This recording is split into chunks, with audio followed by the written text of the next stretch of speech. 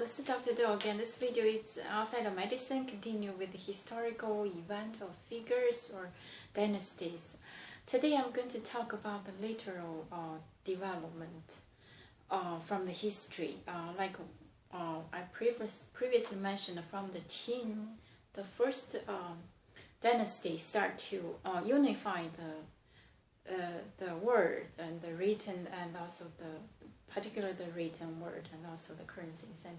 And since then, so the literal start to develop like a lot of famous poems, like for example Tao from during the Transition period, he could wrote quite beautiful poems about the event or about the nature, and also he liked to hear the comment from the professional to praise him how wonderful his poem was. So he was one of the poet, and also there is so many gradually by the time of Qing dynasty, there's some very famous literal written, like there's a special the special person whose name is Tao. He wrote essay actually about the garden of blossom, peach tree blossom, that's called. And there's famous saying, quote, everybody quoted. They said the willow starts getting dark, and flowers blooming very vigorously. But I think it's no.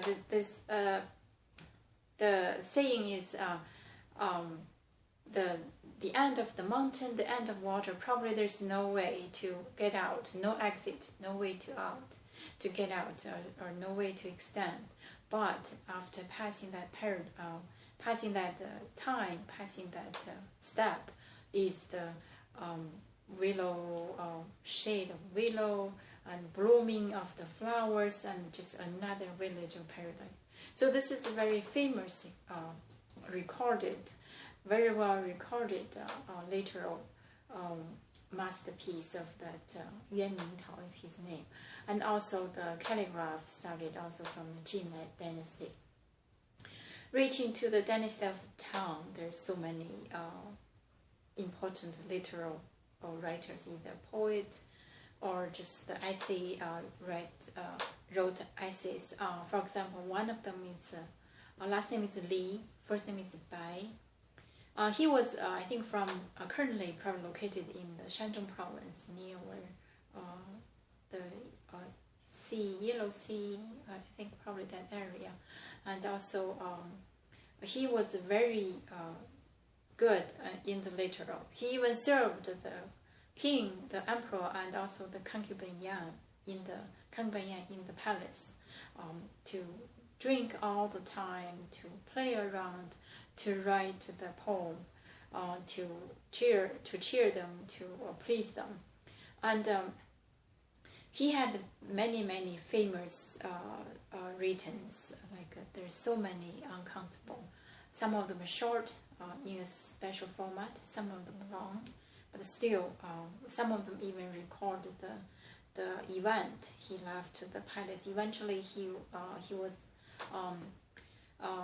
left the palace and went to the remote area, I think near that border, his hometown, or even to the abroad at that current time. But at that time probably not, but anyway, so he left. And he wrote the event, how did he passing from that place, the palace, going through so many difficult journey back to where he was.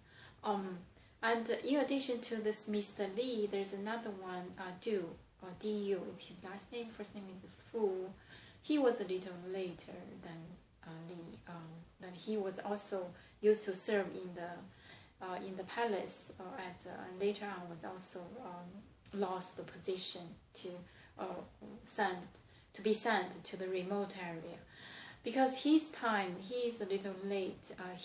During his time is the Tang Dynasty past the peak dynasty, start to break down or start to going downward. So his poem almost like blue colored, really kind of sad and blue. Wrote a lot about the harshness of that time. So that's about him.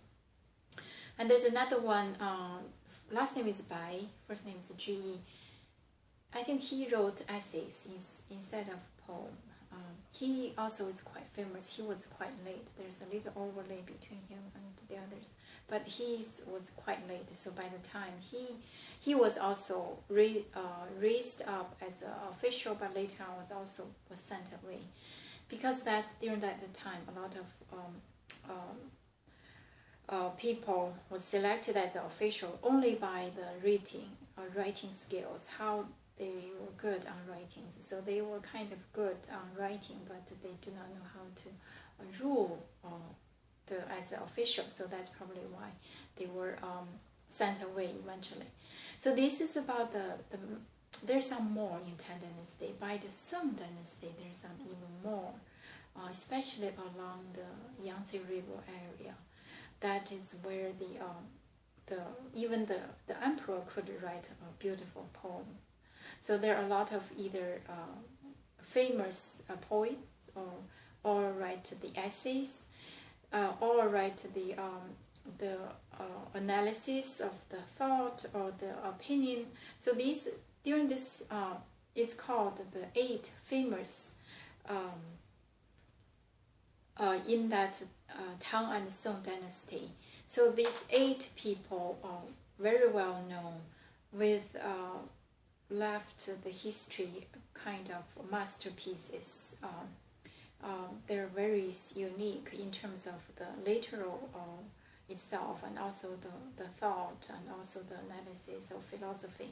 So these are by the Tang and Song. After that, by the Qing dynasty, there is like a reform of the literal. It's not the old-fashioned. You always have to be formatted writing, either 7 by 7, 5 by 7, 5 by 4, something like this. There's so many well-defined format you have to follow. But by the Qing dynasty, you start to write in the common words, like not formatted. So like the novels start to actually before that, the novels was also like the novel or record the event, also in the poem, the form of poem.